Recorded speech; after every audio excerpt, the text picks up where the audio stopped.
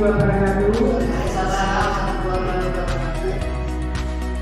Pertama-tama saya ucapkan terima kasih kepada rekan ibu semua yang bersedia hadir dan meluangkan waktunya pada siang hari ini ya, dalam rangka aksi nyata 21.4 diseminasi budaya positif di sekolah.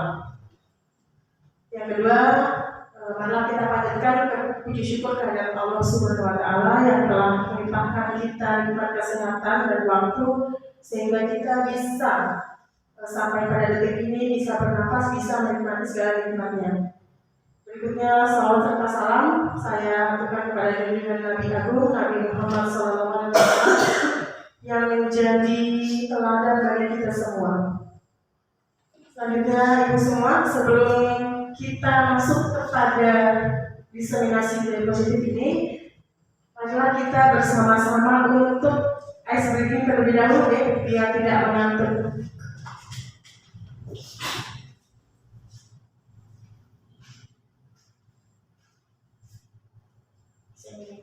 Apa mau ada dalam kata yang bisa sampai saya mau dari sana kata musik syuting jadi syutingnya habis ya bu jalan tuh tak ngomong ya semuanya berdiri dulu ibu semua dan kita biar lebih semangat saya mau beli baik-baik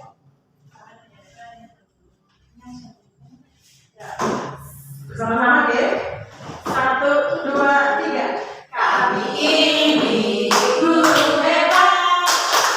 Kami ini guru kreatif.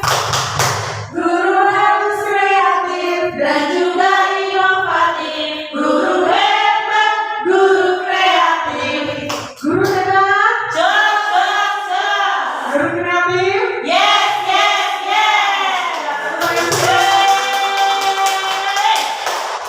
Macam suaranya gitu baik kecil sebagai dengan 10 ya luar biasa sekali ya powerfulnya ini sudah makan siang jadinya lebih bertenaga. Baiklah ibu-ibu sekalian kita lanjutkan.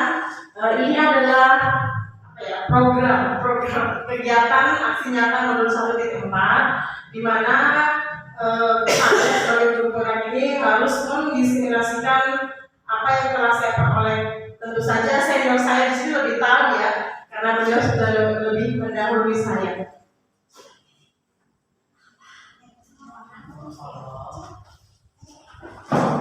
Malah ini oke kalau syutingannya jadi belakang. Ini kan kayak begini ya. Baiklah, ibu-ibu sekalian, karena di sini ibu semua. Kira-kira materi kita hari ini adalah aksi nyata budaya positif. Apa sih budaya positif itu? Apa sih budaya positif itu? Taunya positif. Ayo coba silakan. Budaya positif. Ya silakan. Apa Ibu Siti? Perilaku baik atau perilaku positif yang melaksanakan dalam keseharian sehingga menimbulkan budaya yang tidak negatif.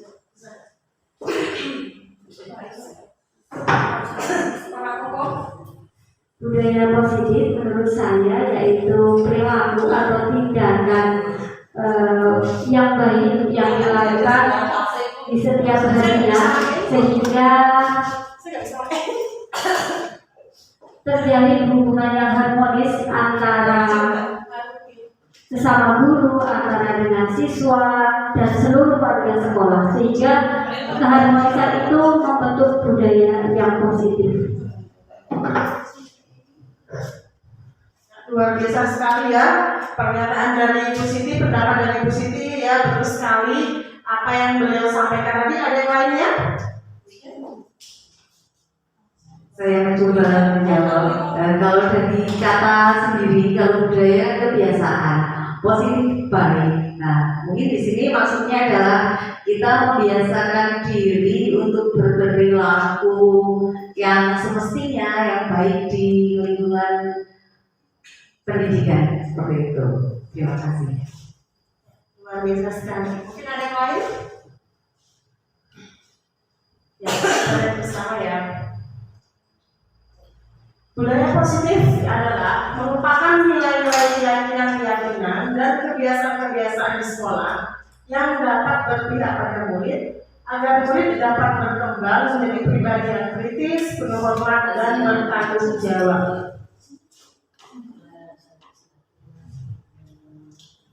Ibu-ibu sekalian, apakah di sekolah kita ini sudah nampak budaya positif?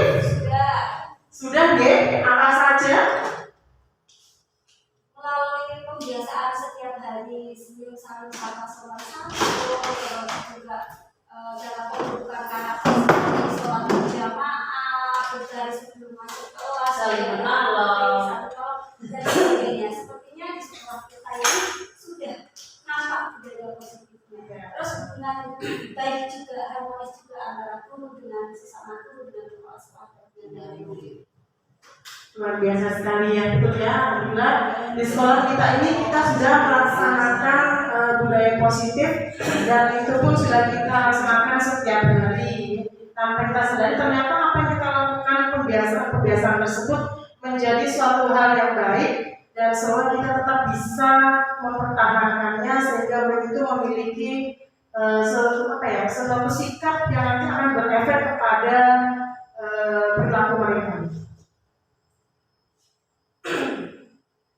Ya, di sini budaya positif ini kita sebagai seorang guru itu harus memiliki kemampuan dalam mewujudkan budaya positif di sekolah. Budaya positif tersebut dapat dijalankan dengan menerapkan konsep-konsep inti seperti disiplin positif, memahami motivasi perilaku manusia berkaitan dengan hukum dan penghargaan, posisi kontrol seorang guru, pembuatan keyakinan sekolah atau kelas, dan penerapan segitiga restitusi dalam penyelesaian masalah.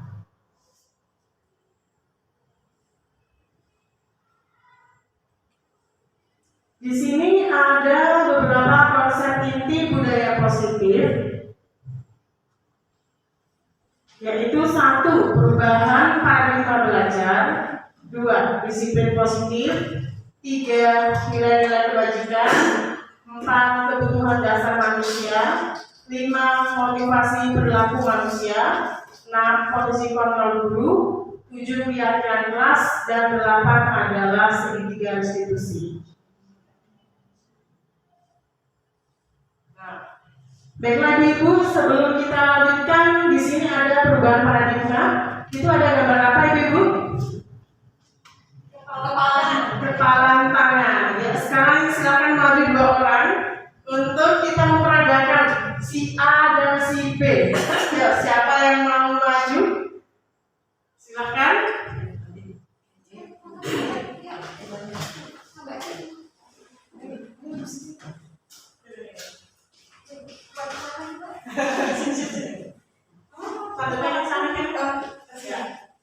Ya, di sini ada si A dan si B ya.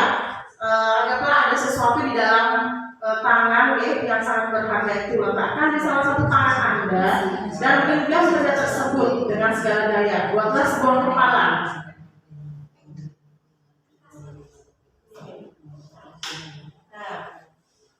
Terus teman Anda yang B akan mencoba dengan sekuat tenaga dengan berbagai cara meminta Anda memberikan benda tersebut ya.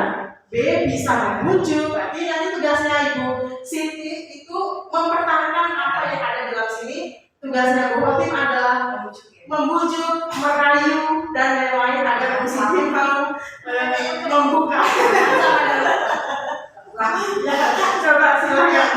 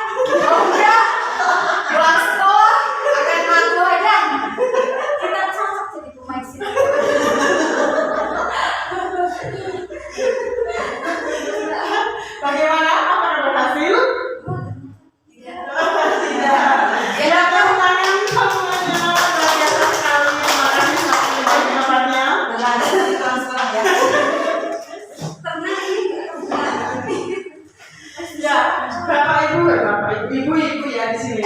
Kira-kira apa sih makna dari kepalan tangan ini? Kenapa sih kita ada si B tadi seperti itu? Kira-kira apa nih? Maknanya apa? Ya. Ya. Yang lainnya? Hak kita untuk mempertahankan apa yang kita punya.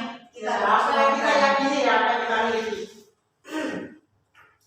Ini ya, kira-kira apakah Anda akan membuka kepalan tangan Anda dan menunjukkan godaan atau paksaan teman Anda? Mengapa?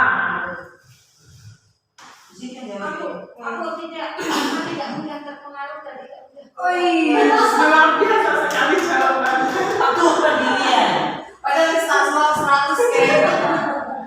Yang kedua, ataukah Anda akan bertahan dan menolak membuka kepalan tangan sampai sekuat tenaga Anda? Nanti akan bertahan ya, positif bertahan dengan apa yang dia yakini. Nah ini bahwa manusia itu bisa saja berubah tergantung pada tujuan dan kondisi pada saat itu. Jadi kayak tadi Bu Siti, karena dia memang tidak memiliki sesuatu hal untuk dipengaruhi dan terpengaruh, dia tetap bertahan dengan keyakinan itu. Jadi sini tidak ada jawaban yang salah, tetapi untuk melakukan perubahan dan perubahan itu menuju hal yang lebih baik, mengapa tidak kita lakukan? Nah, baiklah Ibu, kita langsung ke tadi konsep inti ya. Yang pertama adalah perubahan paradigma belajar. Perubahan paradigma belajar di sini adalah merupakan pembelajaran yang dirancang berdasarkan prinsip pembelajaran berdiferensiasi, sehingga para peserta didik ini belajar sesuai dengan kebutuhannya berdasarkan tahap perkembangan sesuai teori psikologi modern untuk memberikan profil pelajar Pancasila. Ibu-ibu sekalian, jangan kan sudah masuk ke kurikulum merdeka ya? Apakah sudah melaksanakan pembelajaran berdiferensiasi? Sudah ada yang sudah ya. Namanya saja different, jelas ada perbedaan kebutuhan belajar. Nah, dalam melaksanakan berdiferensiasi itu kita harus tahu dulu kebutuhan siswa kita harus mengelompokkannya, yaitu yang pertama adalah melihat kesiapan siswa dulu ya, melihat kesiapannya, kemudian melihat minatnya, setelah itu baru kita lihat profil belajar atau gaya belajarnya.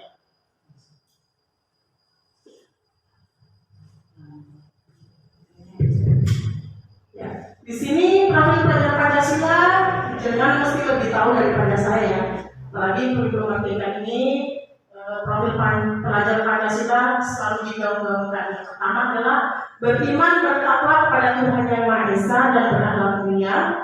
Yang kedua adalah mandiri. Yang ketiga bernalar kritis. Yang keempat kreatif. Yang kelima bergotong royong dan terakhir berkebinekaan global.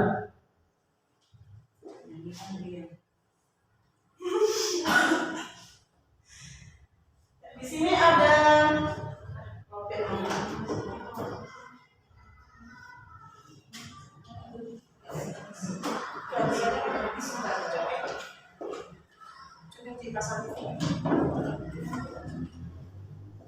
di sini ada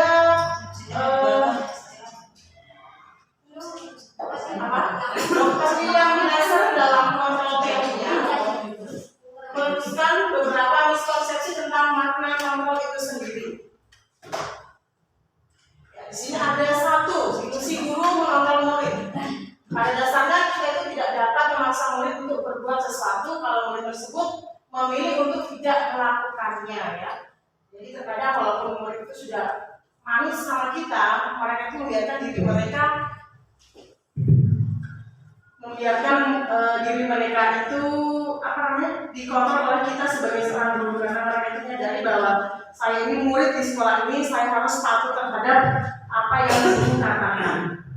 Teori kontrol tersebut menyatakan bahwa semua perilaku itu memiliki tujuan, bahkan terhadap perilaku yang tidak disukai. Yang kedua adalah ilusi bahwa semua penguatan positif, efektif, dan bermanfaat. Penguatan positif atau bujukan adalah bentuk-bentuk kontrol segala usaha untuk mempengaruhi murid agar mengulangi suatu perilaku tertentu adalah suatu usaha untuk mengontrol murid. Ya, di sini dikatakan bahwa kemungkinan murid tersebut akan menyadari dan mencoba untuk menolak bujukan kita, atau bisa jadi murid itu tergantung pada aba-aba yang kita arahkan kepada mereka.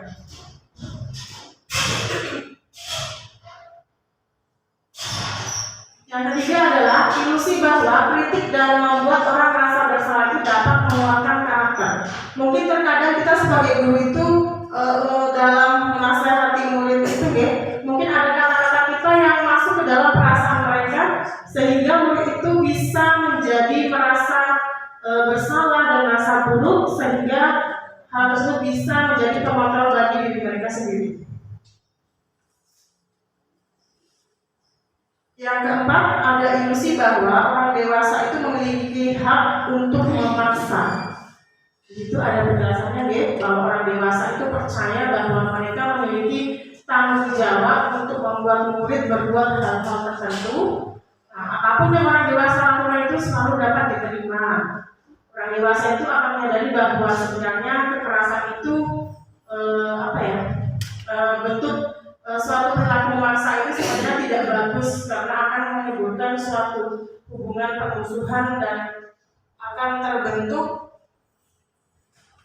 suatu perilaku yang negatif. Berikutnya di sini mengubah paradigma stimulus respon kepada pendekatan teori kontrol. Ya, di sini ada teori kontrol oleh siapa ini? Stephen R. Covey ya, nyatakan bahwa bila kita ingin membuat kemajuan perlahan, sedikit-sedikit ubahlah sikap atau perilaku Anda. Namun bila kita ingin memperbaiki cara-cara utama kita, maka kita perlu mengubah kerangka acuan kita. Ubahlah bagaimana Anda melihat dunia, bagaimana Anda berpikir tentang manusia. Ubahlah paradigma Anda, skema pemahaman dan penjelasan aspek-aspek tertentu tentang realitas.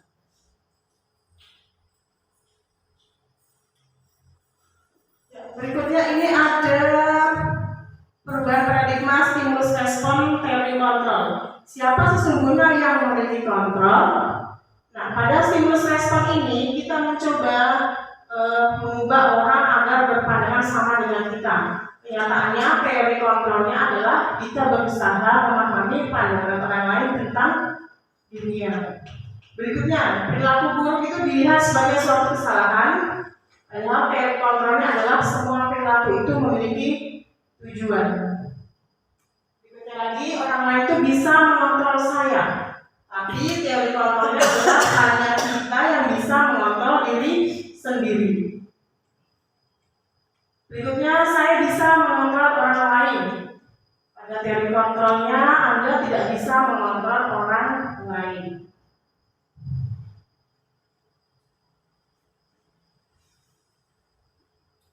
Ini kita beralih ke disiplin ya.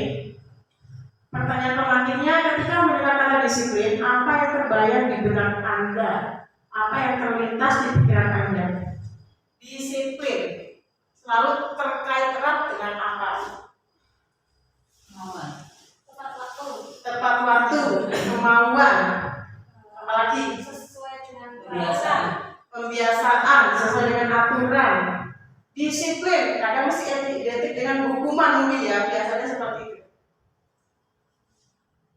Ini ada tata tertib, teratur, kepatuhan pada peraturan, hukuman ya. Padahal sungguh itu berbeda, karena belajar tentang disiplin positif tidak harus dengan memberikan hukuman. Karena disiplin positif itu merupakan alternatif terakhir kalau perlu tidak digunakan sama sekali. Nah, ini makna kata disiplin. Dalam budaya kita, makna kata disiplin itu dimaknai menjadi sesuatu yang dilakukan seseorang pada orang lain untuk mendapatkan kepatuhan. Ini bisa Ibu baca ya. Ini adalah pendapat dari Bapak Pendidikan Indonesia yang menyatakan bahwa di mana ada kemerdekaan, di situlah harus ada disiplin yang kuat.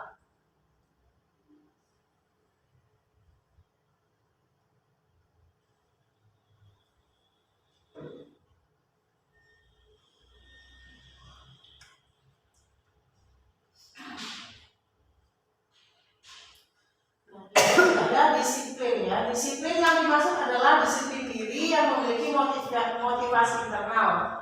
Jika kita tidak memiliki motivasi internal, maka kita itu membutuhkan orang lain untuk mendisiplinkan diri kita atau motivasi eksternal. Nah, ini ada perbedaannya Ibu. Disiplin positif itu ada disiplin sendiri, mengacu pada disiplin diri yang memiliki tanggung jawab terhadap apa yang dilakukannya berdasarkan nilai-nilai yang diyakini. Yang berikutnya adalah disiplin positif, merupakan salah satu penerapan disiplin yang bertujuan untuk menumbuhkan kesadaran serta memberdayakan peserta didik tanpa imbalan berharga.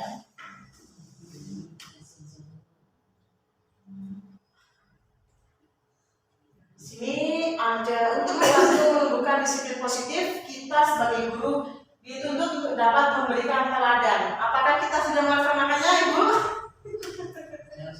Harus ya. Harus kita tanamkan dalam diri kita sendiri ya.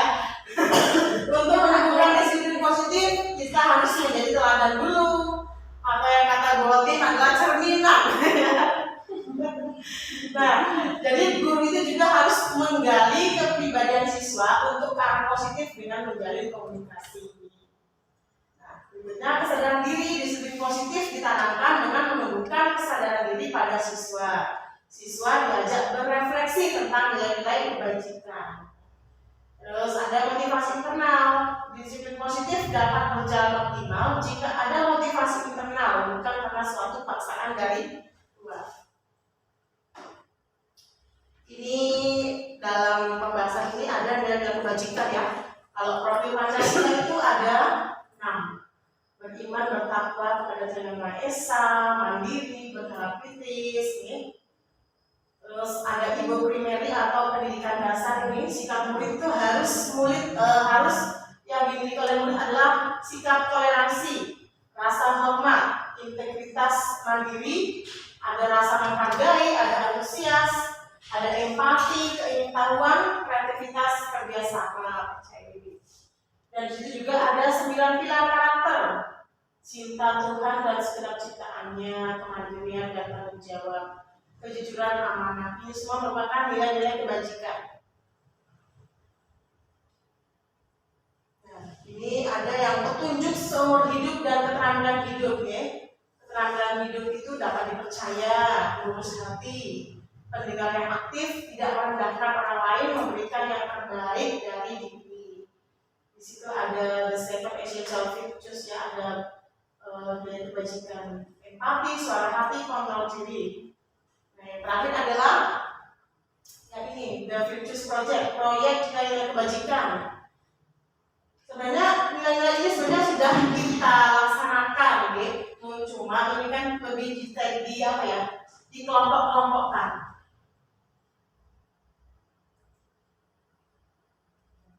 Kita masuk ke kebutuhan dasar manusia. Ada berapa itu? Pada gambar ini ada berapa? 5. Itu ada 5. Yang pertama adalah bertahan hidup. Yang pertama adalah bertahan hidup. Kedua adalah kasih sayang dan rasa diterima. Ketiga adalah kesenangan. Keempat penguasaan. Dan terakhir adalah kebebasan. Itu ada simbol-simbolnya ya.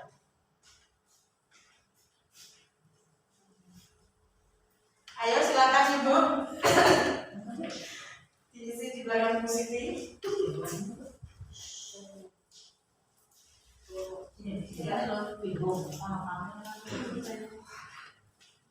di sini ada kebutuhan bertahan hidup. Contohnya adalah kebutuhan bertahan hidup? Kebutuhan yang bersifat fisiologis untuk bertahan hidup, misalnya ada kesehatan, ada rumah, ada makanan. Nah, kebutuhan biologisnya adalah bagian dari proses reproduksi, termasuk kebutuhan untuk tetap bertahan hidup.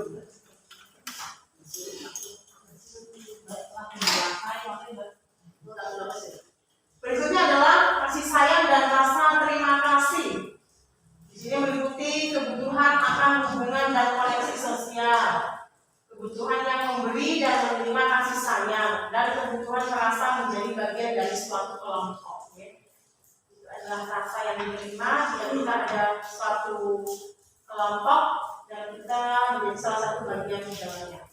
Kebutuhan ini meliputi keinginan untuk tetap terhubung dengan orang lain seperti teman, keluarga, pasangan hidup, teman kerja, di dalam kendaraan dan kelompok lainnya. Nah, penguasaan, kebutuhan pengakuan atas kemampuan. Dalam hal ini, setiap murid mempunyai kebutuhan dalam dirinya untuk merasa kompeten, menjadi terampil dan diakui atas pencapaian dalam keterampilan. Selain itu, didengarkan dapat memberikan dampak dan pengaruh dan juga mempunyai rasa harga diri. Bahkan sebaiknya mereka diberi kesempatan untuk membuat keputusan tentang hal-hal penting di dalam hidupnya.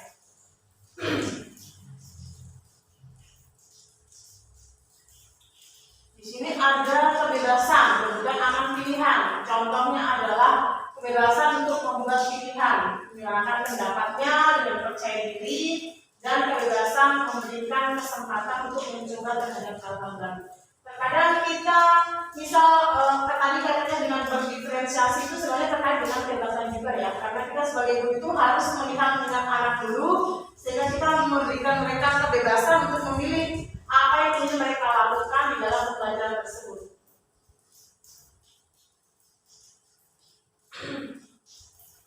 Kesenangan. Kebutuhan akan kesenangan adalah kebutuhan mencari kesenangan, bermain dan tertawa. Saat mereka bermain ini, mereka mempelajari keterampilan hidup yang penting. Contohnya, ketika kita jadi guru, menyajikan suatu kegiatan pembelajaran yang menyenangkan dengan belajar. Kesenangan juga itu misal ada contoh kasus seperti ini. Ketika ada misal anak di sekolah SMP dan ketika ada pembelajaran bahasa Inggris atau apa ya, dia tidak suka, ya, dia tidak mau mencatat atau apapun gitu ya, karena memang dia tidak suka. Nah, dari situ kita sebagai guru itu mengidentifikasi apa sih kesenangan anak tersebut. Kalau memang dia tidak suka bahasa Inggris, mungkin dia suka dengan pelajaran lain, misal musik. Nah, misal musik, dia bisa mengemas pelajaran bahasa Inggris itu dengan musik. Nah, bisa Ya, itu kayak saya tadi. Kalau belajar bahasa Inggris itu saya itu tapi buktinya berarti kan bisa mengalihkan ke hal lain ya, maksudnya misal tidak suka bahasa Inggris tapi bisa menulis puisi atau apa itu bisa dialihkan. Sebenarnya itu yang namanya tadi punya minat kemampuan. Iya. Ya, kita masuk ke tadi konsep inti yang motivasi perilaku manusia. Nah, di situ ada gambar menghindari hukuman, ketidaknyamanan, mendapatkan imbalan atau penghargaan, ya. Ada menghargai diri sendiri. Menghindari hukuman ketidaknyamanan, motivasi perilaku manusia adalah kelompok rendah melakukan suatu tindakan positif adalah sebatas untuk menghindari hukuman atau ketidaknyamanan. Kedua, mendapatkan imbalan dengan atau penghargaan dapat merusak adanya kreativitas dan kemajuan. Hal ini karena semata-mata pada tujuannya hanya ingin mendapatkan penghargaan saja. Hal tersebut pada poin 2 ini sebenarnya menjadi perdebatan ya. Ketika saya juga diskusi itu banyak yang ada yang setuju, ada yang tidak setuju. Kenapa sih? Misal kita lihat kita untuk memotivasi siswa biar mereka belajar, ini nanti dapat ini, tetapi ternyata dari penghargaan tersebut itu disalahartikan kepada anak karena adanya motivasi dari luar, bahwa saya akan mendapatkan permen jika saya seperti ini. Ya, harusnya anak itu memiliki motivasi dalam diri sendiri tanpa adanya penghargaan. Kalaupun yang diberikan penghargaan itu berupa reward, seperti misal di kelas rendah mau diberikan nilainya 90 berarti dapat 3 bintang atau 4 bintang gitu ya, reward seperti itu.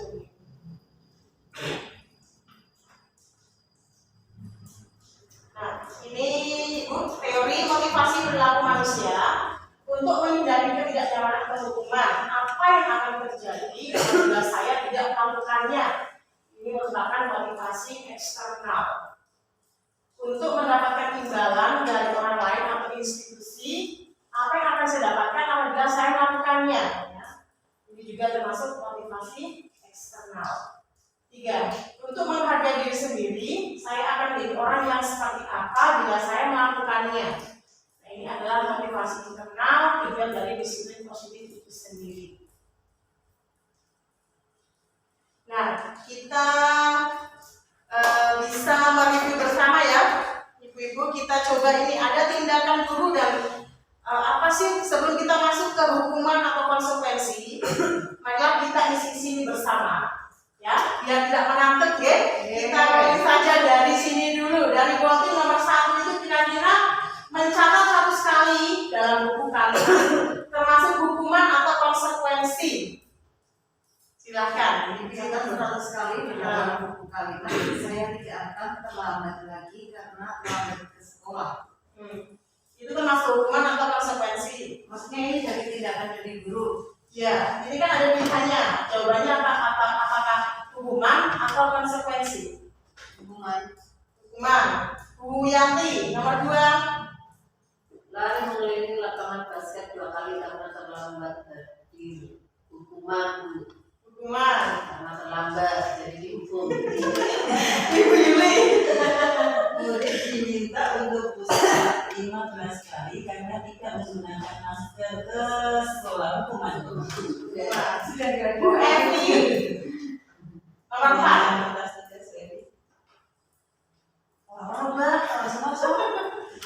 Menggantikan kertas tugas teman yang telah dicoret-coret. Konsekuensi. Bu Ija. Membersihkan Tumpahan air di tidak tulis karena tersenggol pada saat belajar. Konsekuensi. Bu Siti. boleh disuruh untuk tidak mengenakan sepatu seharian di sekolah. Ya, kembali lagi buat terakhir. Ya, lari mengelilingi lapangan basket 2 kali karena terlambat 10 menit untuk pelajaran PSK. Konsekuensi ya. Baiklah, kita lihat apakah betul tadi jawaban dari ibu-ibu sekalian. Coba kita cek bersama. Betul. Hukuman mencatat 100 kali dalam buku kalimat itu adalah Pencapaian. lari mengelilingi lapangan basket. Luar biasa ya. Luar biasa. Nah, ini hukuman suatu tindakan yang diberikan pada individu atau kelompok atas kesalahan atau pelanggaran yang dilakukan. Tidak terencana, jadi tiba-tiba ya, murid tidak tahu apa yang akan terjadi, bersifat satu arah karena guru yang memberi hukuman tersebut biasanya berupa hukuman fisik ataupun psikis. Konsekuensi, kata yang merujuk pada setiap hasil akibat dari keputusan atau perbuatan, terencana dan disepakati sesuai dengan peraturan jika guru selalu memonitor murid. Terakhir adalah restitusi, proses menciptakan kondisi bagi murid untuk memperbaiki kesalahan, proses kolaborasi yang mengajarkan murid untuk mencari solusi sendiri. Nah, ini ada perbedaan hukuman dan konsekuensi itu ya. Hukuman itu seperti itu yang tertulis, konsekuensi seperti itu. Jadi nanti kelak jika kita memberikan suatu suatu treatment kepada siswa, kita jadi tahu oh ini ternyata hukuman, ini ternyata konsekuensi, ini ternyata restitusi. Ini restitusi.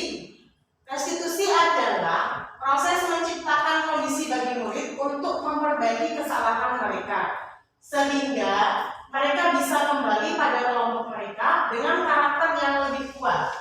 Restitusi juga merupakan proses kolaboratif yang mengajarkan murid untuk mencari solusi untuk masalah mereka dan membantu murid berpikir tentang orang seperti apa yang mereka ingin atau tujuan mulia dan bagaimana mereka harus memperlakukan orang lain.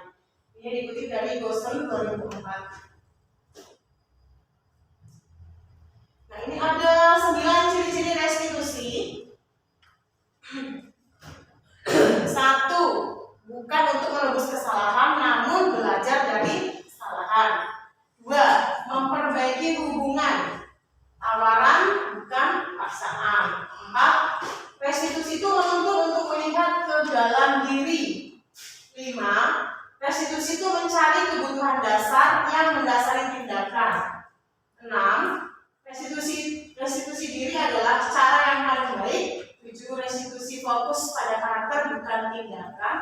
8. Restitusi fokus pada solusi.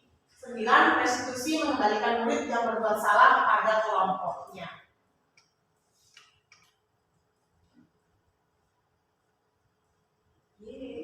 Kayaknya saya kan bermain cantik sekarang. Ya, di sini adalah posisi kontrol guru. Ya, di sini ada 5 posisi kontrol guru, 1 sebagai penghukum. Apa sih sebagai penghukum itu? Guru terlihat otoriter, siswa tidak diajak berpikir, bersifat sementara. 2. Ya, karena ini apa fotonya sangat cantik juga diabadikan. 2. Membuat merasa bersalah. Ya, guru terlihat mempengaruhi psikologis siswa, namun tidak mengajak siswa mengatasi masalah. Jadi guru ini di situ sebenarnya nyalah-nyalahin. Bocahnya tidak mendengarkan pengalaman siswa, tapi bukannya ditenangkan, tapi diberikan suatu suatu tuntutan gitu. 3. Pemantau. Guru berperan memantau perilaku siswa. 4. Teman. Guru menempatkan diri sebagai teman. 5. Manajer. Guru berbuat sesuatu bersama dengan murid, mempersilahkan murid mempertanggungjawabkan perilakunya.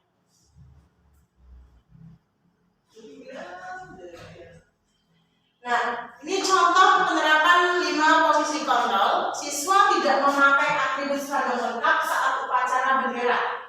Jadi kalimatnya seperti ini. Riko, hormat pada bendera selama 30 menit. Nah, itu adalah posisi kontrol dulu sebagai penghukum. Okay? Jadi anak itu disuruh berdiri terus hormat selama setengah jam. Jam sekali ya. Berikutnya, ibu sangat kecewa sekali dengan kamu. Berapa kali ibu harus memberitahu kamu ya? Ini adalah pembuat merasa bersalah. Jadi kata-katanya sangat kecewa sekali dengan kamu. Nah, ini guru ini memberikan suatu efek rasa bersalah kepada murid. Nah, siswa yang berikutnya adalah sebagai teman. Nah, jika kita sebagai guru di sini posisi kontrolnya sebagai teman, kalimatnya adalah, nah, ayolah, bagaimana sih kamu? Kemarin kamu sudah janji ke ibu bukan? Kenapa tidak memakai dasi lagi? Sambil tertawa nih gitu. Jadi posisi kita dulu sebagai teman ya gitu. Berikutnya adalah pemantau. Jadi pemantau tadi itu adalah memantau perilaku siswa. Di sini peraturannya apa gitu ya? Apa yang telah kamu lakukan? Sanksi atau konsekuensinya apa? Berikutnya di sini adalah manajer. Jadi kalau manajer itu posisinya itu dia lebih pendekatan terhadap siswa dengan cara yang menenangkan kepada siswa. Apakah kamu tahu kesalahanmu? Jika kamu meyakininya, apakah kamu bersedia memperbaikinya? Ya. Nah, baiklah Ibu, kita sekarang bertebak-tebakan dulu. Di sini ada posisi kontrol apakah aku? Di sini ada kalimat sanksi atau konsekuensinya apa? Dari 5 posisi kontrol tadi itu pada yang ini kalimat pertama kira-kira jatuhnya pada apa? Apakah penghukum, pembuat merasa bersalah, pemantau, teman ataupun manajer? Kira-kira apa ini? Sanksi atau konsekuensinya apa? Berarti dia sebagai apa? Di antara 5 tadi. Sebagai teman bisa, tapi kalau teman itu kalau menyampaikan berarti sambil coba nih. Sanksi atau konsekuensinya apa? Ya. Enggak, yang 5 tadi, contoh yang 5 tadi kita itu berlaku seperti apa yang tadi itu yang 5. Apakah kita sebagai teman, sebagai penghukum, Sebagai apa? apakah sebagai Sanksi manajer? atau konsekuensinya apa? Kemudian kata-kata tadi itu termasuk Ya. itu termasuk yang mana? Ya. Dipilih. Betul. Ya. Ini kan nanti ada 5 juga ya. Nanti saya acak ada 5. Kira-kira itu jatuhnya posisi kontrol yang mana? Apakah sebagai penghukum, ataukah sebagai pemantau atau pemberi rasa bersalah, ataukah manajer? Apa yang ini tadi? Kita berbeda nggak apa-apa kan? Semua orang memiliki pemikiran masing-masing. Atau ini sebelumnya sini ya, tadi di sini. Ada kalau penghukum itu tadi seperti ini, membuat rasa bersalah seperti ini. Nah, kalau ini berarti apa? Nah, sanksi atau konsekuensinya apa? Berarti pemantau. Berbeda. Ya, tidak apa-apa. Pada kasus ini jawabannya pemantau. Nah, berikutnya, gimana coba kalau orang tua kamu tahu kamu berbuat salah begini, membuat merasa bersalah. Jadi kan anak ini kata-kata begini, gimana coba kalau orang tua kamu tahu kamu berbuat salah begini? Anak harus kemudian kira orang tanya-tanya.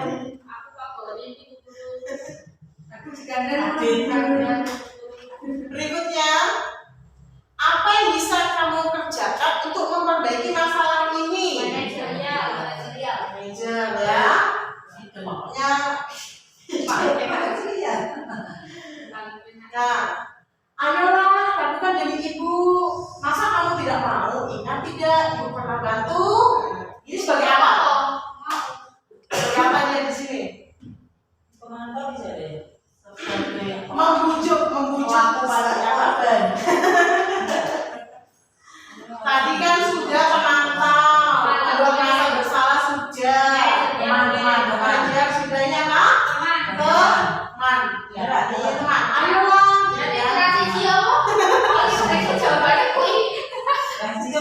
Nah, patuhi anak-anaknya atau awas gitu ya. Sebagai apa? Pengasuh ya.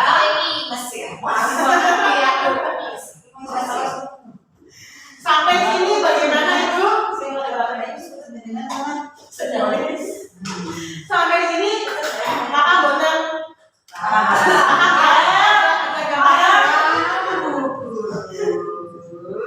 Nah, aduh lagi harusnya aku mau ngasih terus sticky note. Walas nak. Oke, sebelum apa sesudah apa perbedaannya apa harusnya tadi itu. Ya tidak apa-apa. Ya, sebelum mempelajari modul ini, ketika berinteraksi dengan murid, berdasarkan 5 posisi kontrol, posisi manakah yang paling sering Ibu pakai?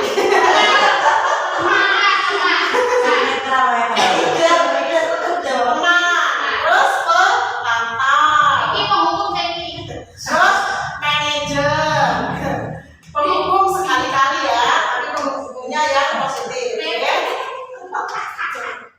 Nah, bagaimana perasaan Anda saat itu? Bagaimana? Yang ini, yang sebelumnya dan sesudah. Ketika kita menjadi apa tadi kontrol teman. Ya, bagaimana perasaannya sebelumnya? Perasaannya dengan sebelum mempelajari modul ini bagaimana? Sebelumnya saya tidak tahu kalau itu namanya seperti itu. Yang itu lah sudah dengan kamu apa saya jadi tahu. Oh ternyata saya itu selama ini menjadi teman. Tahu posisi. Ya. Tahu posisi. Jadi tahu ya ternyata kita itu melakukan treatment kepada siswa itu ternyata ada yang disebut namanya posisi kontrol itu sendiri. Padahal selama ini tidak tahu. Ya, betul sekali. Kita tahu. Ya. Ya itulah budaya kita dengan seperti ini ya, jadi saling berbagi.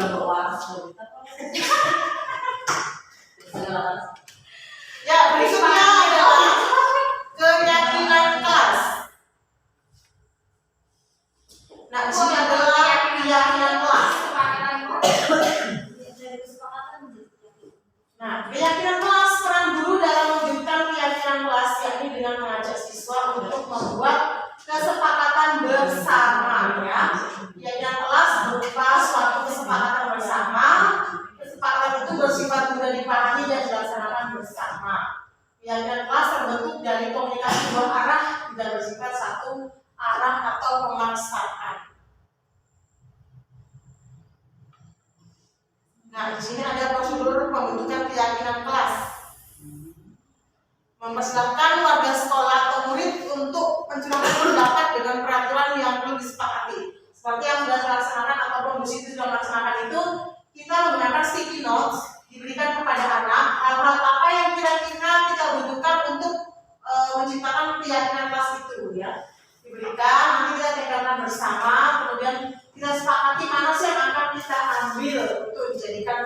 kepentingan kelas.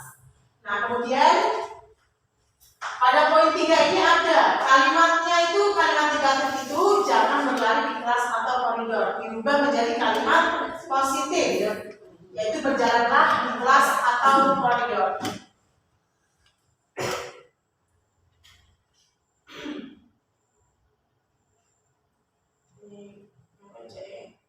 Nah, ini contoh keyakinan kelas 1 ini untuk Bu Siti Dayanti. Misal, setiap anggota kelas perlu belajar. Setiap anggota kelas perlu senang, ya. Setiap anggota kelas perlu melakukan tugas. Setiap anggota kelas perlu saling menghargai. Nah, sini juga ada untuk kelas 5, karena tingkatannya lebih tinggi, jadi kata-katanya juga yang lebih udah dipahami oleh anak. Selalu bersikap positif, ya. Selalu bersikap positif. Senantiasa menjadi diri terbaik. Percaya dan menghormati orang lain serta barang miliknya. Berkomitmen terhadap setiap tugas. Senantiasa membantu. Di sini ada keyakinan kelas 7 atau SMP, yaitu hormat. Kami meyakini bahwa sangat penting untuk menghormati semua orang dan barang milik orang lain. Kami meyakini bahwa sangat penting untuk mengerjakan segala pekerjaan atau mengikuti kegiatan yang telah ditugaskan. Berikutnya, diterima dan dimiliki. Kami meyakini bahwa sangat penting untuk merasa diterima pada suatu kelompok dan saling peduli satu dengan yang lain. Nah, ini tadi membuat keyakinan kelas itu ada 5 tahapan, ya. Yang pertama ini bagian 1, menggali peraturan kelas dulu. 1, dilarang berbicara kasar. Ini kan bentuknya negatif, ya. Terus menciptakan keamanan dan kenyamanan, menggunakan seragam atribut sesuai jadwal. Terus yang bagian keduanya itu membuat peraturan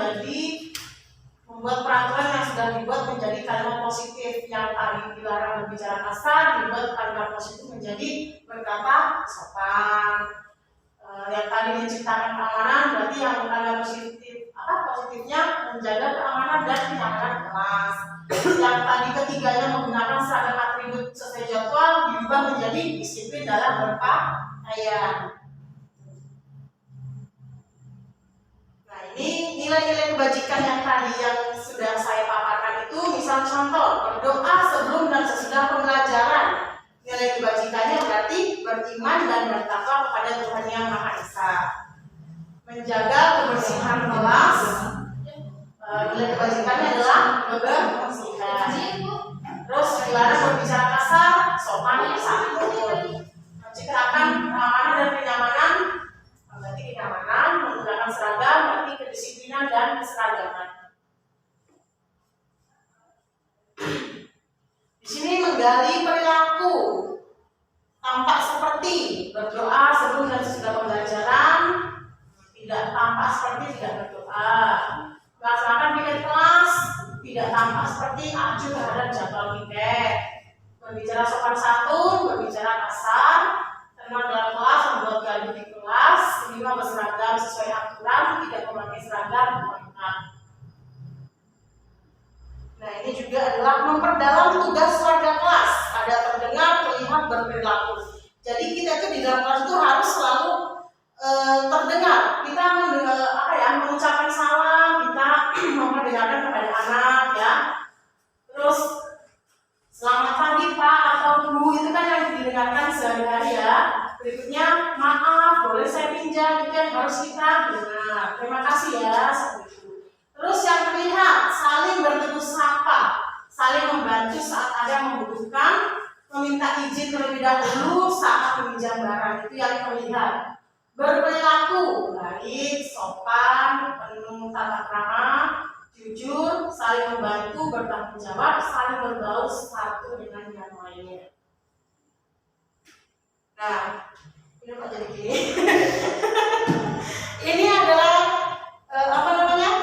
keyakinan kelas, ya. Kemarin sempat ini, jadi biar tidak tahu contohnya apa sih, bagaimana cara kita membuat keyakinan kelas itu. Pertama saya menjelaskan memberi penjelasan dulu keyakinan kelas itu apa, kemudian apa tujuannya, apa manfaatnya.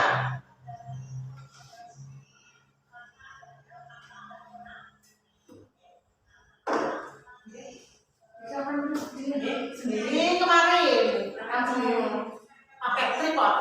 Dan kamu tuh nggak Nggak ada sekali. kepala sampai sini. Di sini sama ibu, ibu udah mau belum? Udah belum? Nanti soalnya kan di rumah agak Jangan Pak. Dulu. Udah. Nyalanya siang ya, jadi ngantuk ya.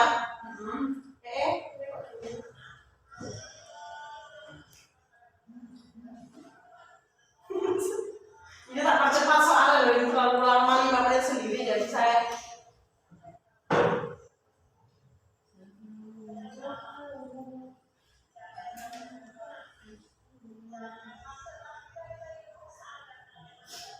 Ngapain dulu? mundur lagi promosi. Gurunya nggak kelihatan sih sendiri. Soalnya ada Bu, Itu salah satu drone. soalnya saya kemarin pakai celana guys. Jadi saya tutupi nggak terlalu ini dari belakang.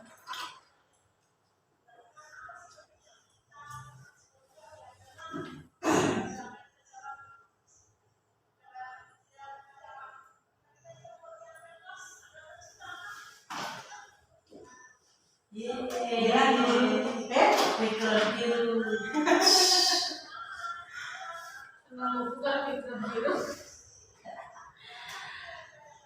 Nanti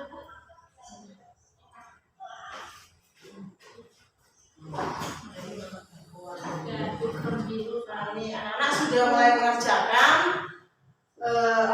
keyakinan mereka yang ingin disepakati. Jadi ada 29 anak, enggak sampai 29. Berarti 27 dikali 2.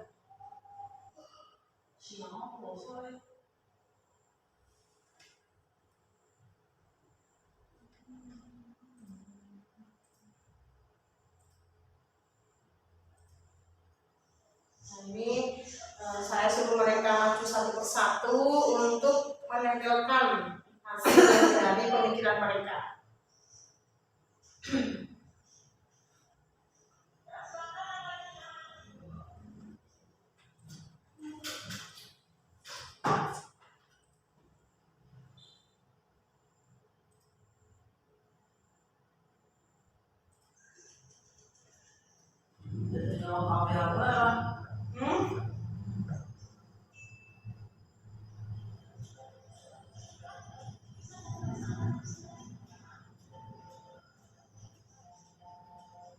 Jadi sebenarnya enggak nakal ya. Enggak tahu.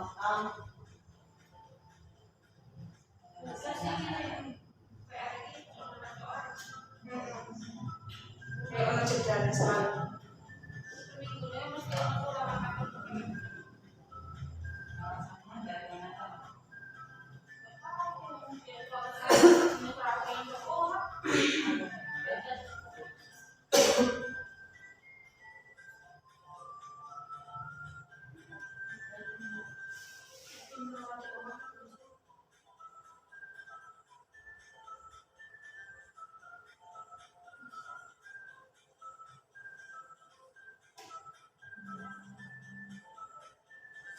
Itu warnanya sebenarnya itu hijau dan kuning bilalah yang yang sticky pinknya itu belum ketemu Bu. Jadinya aduh ini seakan-akan warnanya sama. Ada hijau dan kuning.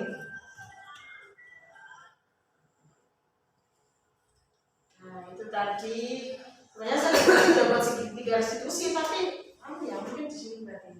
Nah itu tadi Ibu ya gambaran tentang cara kita membuat keyakinan kelas kepada siswa. Semoga nanti rekan-rekan saya bisa menerapkan ya di kelas, kita buat kelas ini ramai.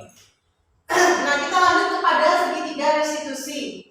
Nah segitiga restitusi itu merupakan kerangka tahapan-tahapan dalam membentuk keyakinan kelas. Siswa diajak berkomunikasi untuk memecahkan masalah yang dihadapinya. Pada kegiatan ini, guru berperan sebagai manajer. Guru membantu siswa menemukan cara terbaik untuk menuju keyakinan kelas yang diyakini. Adapun tahapan segitiga restitusi yaitu 1. Menstabilkan identitas, 2. Validasi tindakan yang salah, 3. Menanyakan keyakinan. Jadi ketika anak berbuat salah, kadang kalau kita kan tidak memiliki BK jadi mau tidak mau kita ini multi talent. Memang guru SD itu adalah harus multitasking juga.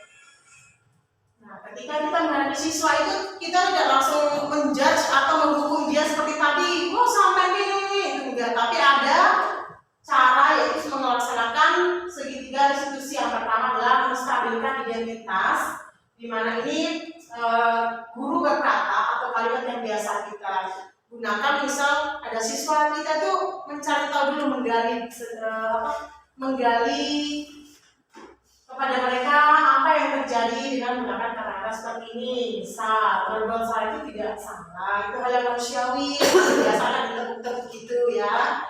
Jadi terus tidak ada manusia yang sempurna. Bapak Ibu juga pernah buat salah, kita bisa menyelesaikan permasalahan ini. Terus kalau kamu menyalahkan dirimu sendiri terus-menerus, apakah kamu bersikap baik pada dirimu sendiri? Itu adalah kalimat menstabilkan identitas.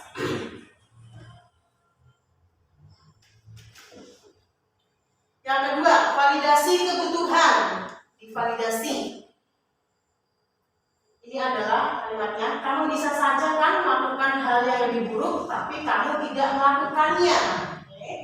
Kamu pasti punya alasan mengapa kamu melakukannya. Jadi penting Bu kita jika melakukan pendekatan kepada siswa. Misal ada siswa yang berada bolos beberapa hari itu, kita tidak serta-merta menjudge mereka semua orang angkat ini, tapi kita harus cari tahu dulu alasan kenapa dia tidak berangkat. Dan kita tidak tahu di balik semua itu tentu ada alasannya.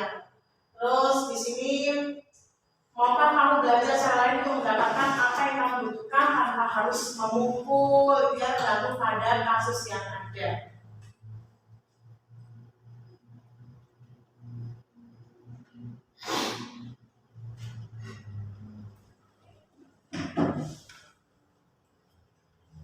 Nah, ini kemarin saya itu sudah melaksanakan ini ya, penerapan segitiga restitusi. Dan ini memang kejadian nyata yang saya amati ya. Saya itu selalu mengamati ketika kita berpacaran. Julia, kebetulan Julia itu selalu jadi petugas upacara. Ketika bertugas seringnya cengengesan. Nah, dia itu sering ketawa-tawa ketika temannya berdoa juga, dia ketawa-tawa di umpetan di balik belakangnya si Indah, belakangnya si siapa itu, Gina atau siapa. Nah, ini saya mengajak dia itu untuk merestitusi si Julia di sini. Ini sudah berapa kali saya amati dan udah saya luruskan saja si Julianya.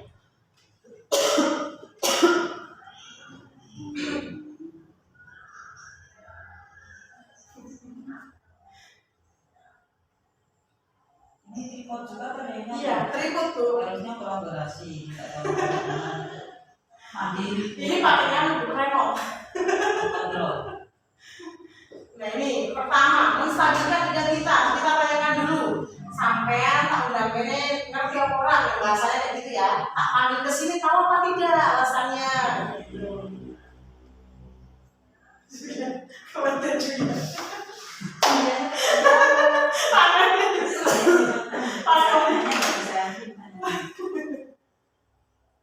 Rasa tenang kamu ya.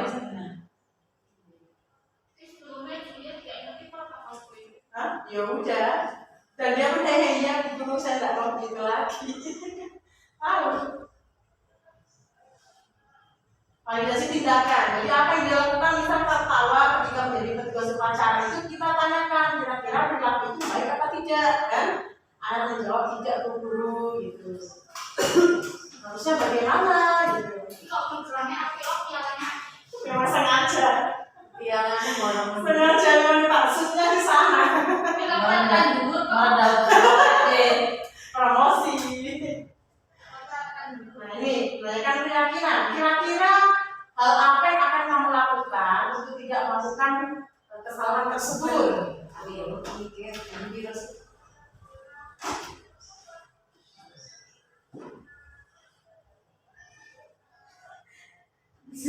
genggam gue jatuh gitu kan.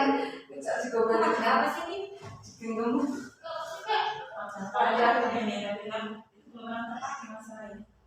Apa sih kok? Pointer apa? Nggak sengaja ini. Oh. Oh iya. Ininya nggak bisa.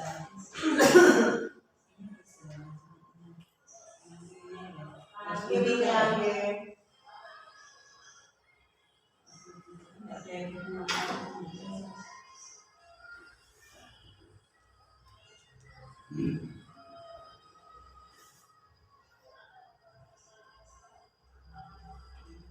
Apa langkah-langkahnya biar dia tidak mengalami kesalahan yang sama.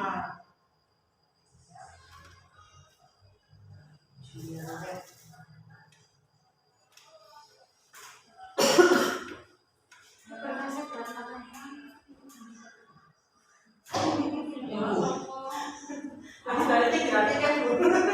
Kulkas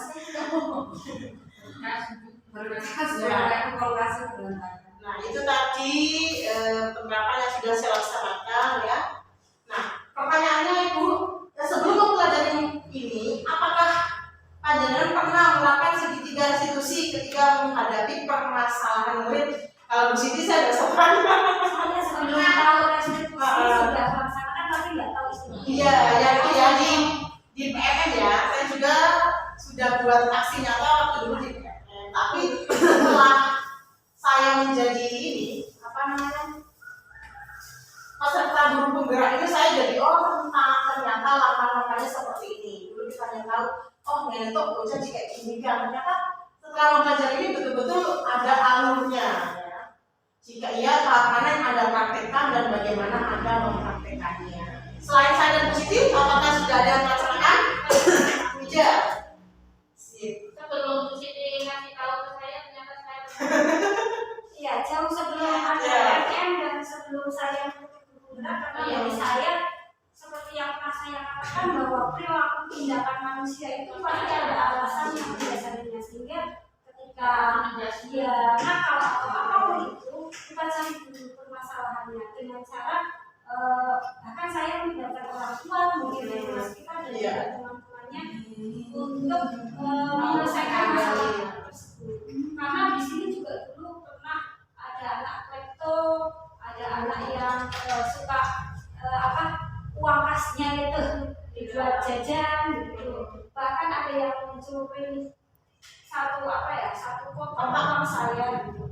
Jadi dengan seperti itu si anak itu sadar. Bagi saya kalau anak pintar, anak baik itu di mana saja dia pasti bisa diterima oleh siapapun. Tetapi anak yang bermasalah ini butuh bimbingan kita untuk kembali ke jalan yang benar sehingga ia tidak terjerumus ke perilaku yang kurang baik.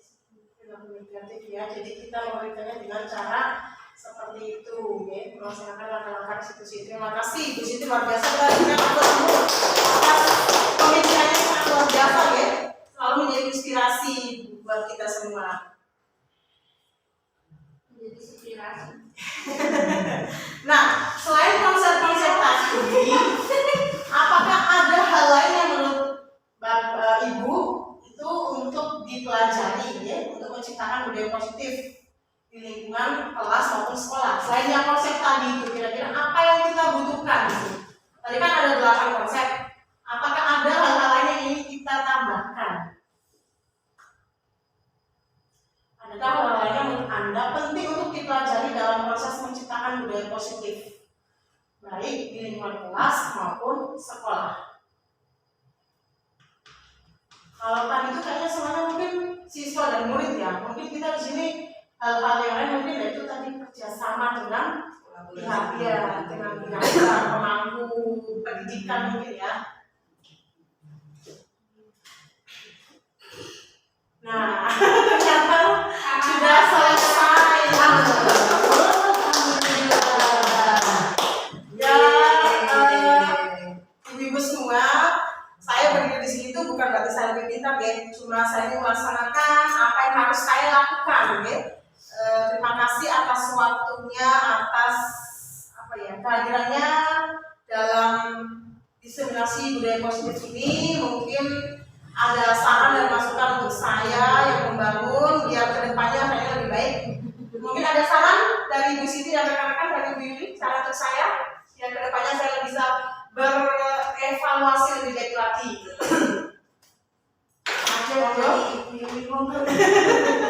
Ya silakan Bu Yuli yang selalu bicaranya serius.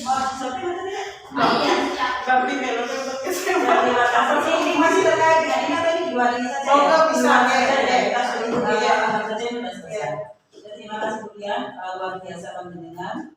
Ini merupakan motivasi buat teman-teman yang lain juga yang notabene nanti juga pasti akan tergerak untuk menjadi bergerak gitu semuanya. Kalau Yanti ini modal yang luar biasa untuk Bu Ida, Bu Mati Semuanya. Kami ini yang belum nanti sebagai motivasi untuk depan. Sangat luar biasa Bu ya, hanya itu harus dimasukkan. Iya, betul apa Bu? Manfaatkan kolaborasi teman-teman sekali ini. Jadi jangan tidak terbebani sendiri, walaupun tidak terbebani. Kalaupun nanti sudah kolaborasi itu kan ada teman yang melihat, artinya bisa pembelajaran saat juga. Dengan juga mempermudah pekerjaan panjenengan. Tidak harus sadar bahwa kami sendiri, contoh yang tadi itu kita sudah luar biasa. Artinya yang panjenengan lakukan itu kemandirian yang luar biasa. Sampai itu tidak tahu syutingnya kapan dunia itu. Dengan mencuri waktu kapan itu tidak ada yang tahu. Apa maksudnya? Tetapi alangkah baiknya tetap kolaborasi. Kemudian terkait ini sudah di modul berapa itu sudah merupakan nanti kira-kira kapan sih bisa mengajak teman yang lain untuk melihat gaya belajar panjenengan, cara belajar panjenengan. Kemudian untuk menilai seberapa sih pencapaian saya di dalam ini teman-teman. Saling itulah, saling itu nanti diterapkan betul sehingga menjadi motivasi bagus seperti ini loh. Tidak hanya ketika ini kan mungkin oke lah, oh iya ternyata begini ya, restitusi itu seperti ini. Itu mungkin ketika saat ini kita nanti sudah keluar dari sini catatan mana? Termasuk yang tadi hal-hal lain tentang lima posisi kontrol itu juga nanti kalau dengan tidak hanya di dalam kelas itu bisa dilakukan di dalam alhamdulillah di SD kita teman-teman semua guru-guru juga sangat luar biasa.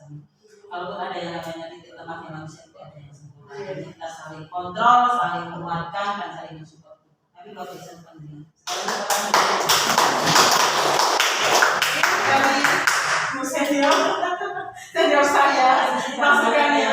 Di apa diberikan seperti itu yang dengan ada titik-titik tertentu yang pasti sudah yang lakukan di apa ya yang berbeda dengan mungkin ada satu kunci yang dimiliki dari Bu Siti. Kemudian yang saya bisa mempelajari itu.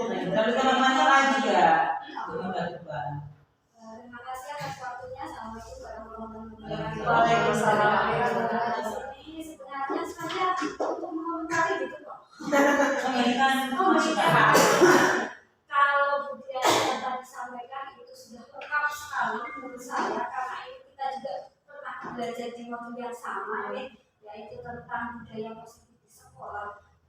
Yang artinya itu nanti akan menciptakan keharmonisan di sekolah sehingga itu dapat meningkatkan kinerja dan juga prestasi bagi siswanya juga bagi gurunya karena yang paling utama pada sebuah komunitas kita kan ibaratnya sebuah keluarga itu kan kenyamanan dan keharmonisan. Apabila itu sudah tercipta melalui budaya positif ini, insya Allah kan akan meningkatkan kinerja. Apabila bermasalah itu kan biasanya malas berangkat, malas ngomong, malas lain-lain, malas ngulang juga gitu. Jadi menurut saya destinasi yang dia lakukan itu sungguh sangat bermanfaat untuk kita semua. Kita juga tahu bagaimana menghadapi siswa yang bermasalah, bagaimana membuat kesepakatan kelas dan lain sebagainya, tapi sudah sangat lengkap sekali. Dan mungkin yang saya garis bawahi begini, apabila saat ini kita sudah tahu kalau proses mendukung siswa itu sebenarnya tidak betul.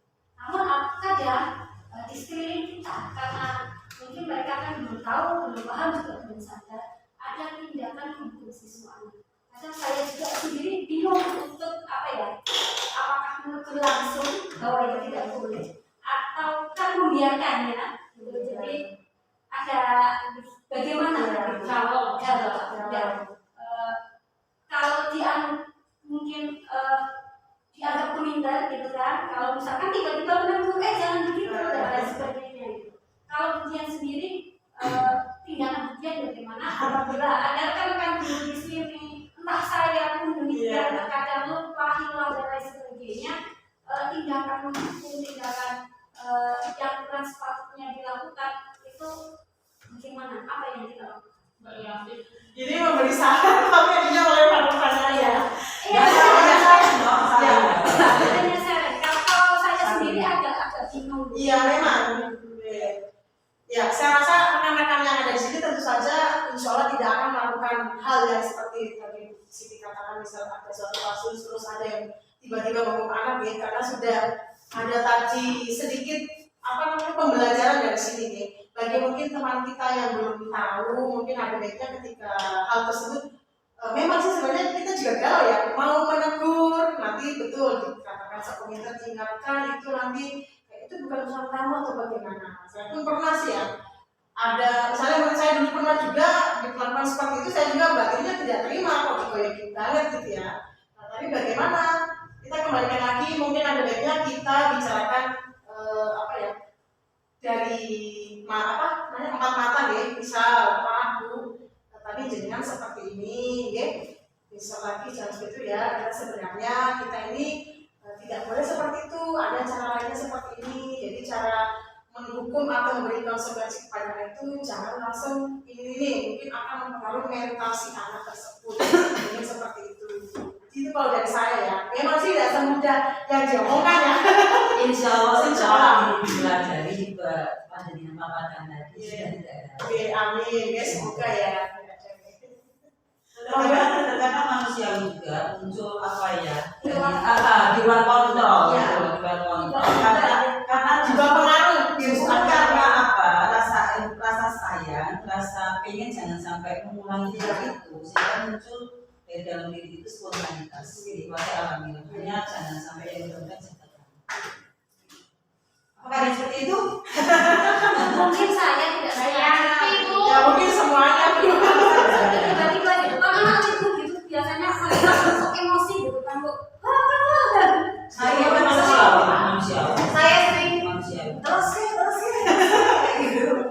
Aku ya, Kalau siang keluar nggak usah ikut pelajaran terus itu tenang dong. iya, enggak. Yang namanya itu kan Kalau bisa diri bu, atau proyek diri Bu, tapi terus itu tidak boleh ada mengatakan. Terus kan hanya ada asli malah jadi sama. iya. Memang lagi malah jadi pengen goyang.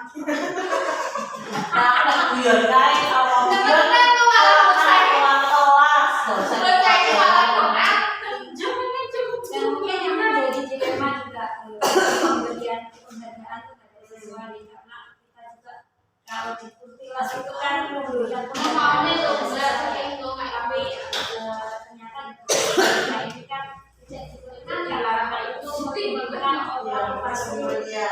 eksplisit karena nanti anak-anak aku mau ini karena ini mungkin yang perlu sedikit-sedikit untuk kita Iya. ini tapi sebenarnya orang salah Ya, itu tergantung dari apa ya manusia. tidak salah, cuman itu akan menimbulkan Pemahaman anak, dari pemahaman anak. kan dikasih orang kita kan sebenarnya berusaha. Ya, itu berarti motivasinya kan Motivasinya eksternal, bukan dari kesadaran diri sendiri. Tapi